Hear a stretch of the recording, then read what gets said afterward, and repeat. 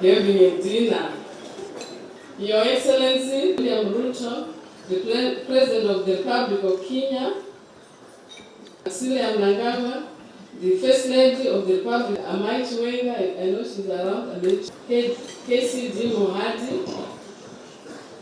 Honorable Minister, Prime Cabinet Secretary, and members of ZANU-PF Politburo here present, permanent secretaries and principal secretaries, and gentlemen, and all protocol observers.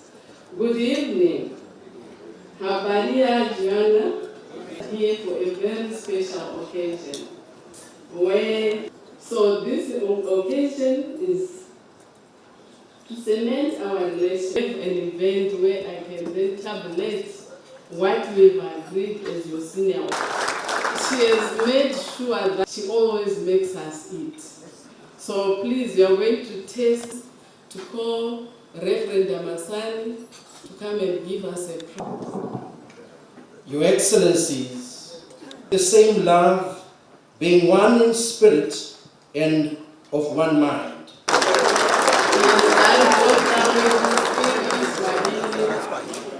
We are both as a liberation fighter and